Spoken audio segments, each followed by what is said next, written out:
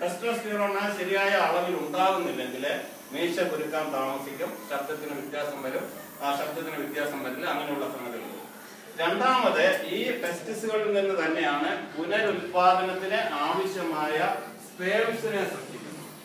പുനരുൽപാദനത്തിന് പുരുഷന് പ്രകൃതി നൽകിയിരിക്കുന്നത് സ്പേംസ് ആണ്. സ്പേംസ് ഉണ്ടാകുന്ന ഈ ടെസ്റ്റിസിൽ ഉണ്ടാകുന്ന സ്പേംസ് രണ്ട് വശത്തുമുള്ള ഓരോ കുഴലുകൾ വഴി, ഇതിനെ സ്പെർം ട്യൂബിലെ സ്പെർമാറ്റിക് ഡക്ട് എന്ന് പറയും. ഈ സ്പെർമാറ്റിക് ഡക്ട് വഴി ഇങ്ങനെ വരികയും അത് പുറകില് ശേഖരിക്കപ്പെടുകയും ചെയ്യും. അതായത് മറ്റൊരു ചിത്രം ഉണ്ടാകാൻ കാണിക്കാം.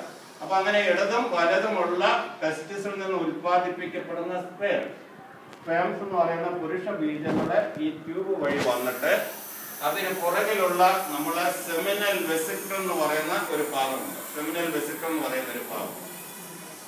അപ്പൊ ഇത് ഇടതും വലതുമുള്ള ടെസ്റ്റിസ്. ഈ ടെസ്റ്റിസിൽ നിന്ന് ഉൽപ്പാദിപ്പിക്കുന്ന സ്പേംസ് ഇങ്ങനെ വന്നിട്ട് ഇവിടെ സെമിനൽ വെസിക്കിളില് അത് ശേഖരിക്കപ്പെടും.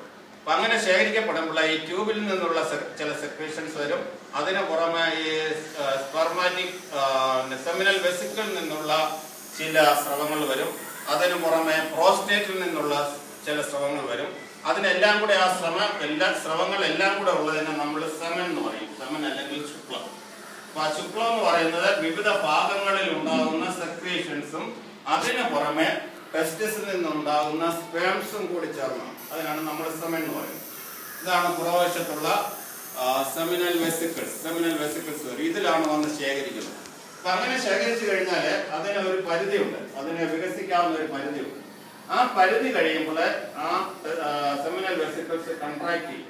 അത് പലപ്പോഴും സംഭവിക്കുന്നത് രാത്രിയിലും ഉറക്കത്തിലും സ്വപ്നത്തിലും ഒക്കെ ആവും. അപ്പൊ അങ്ങനെ ആ സ്വപ്നത്തില് അങ്ങനെ ഇത് കൺട്രാക്ട് ചെയ്യുമ്പോൾ ശേഖരിക്കപ്പെട്ട സെമിനിലെ ഒരു ഭാഗം വെളിയിലേക്ക്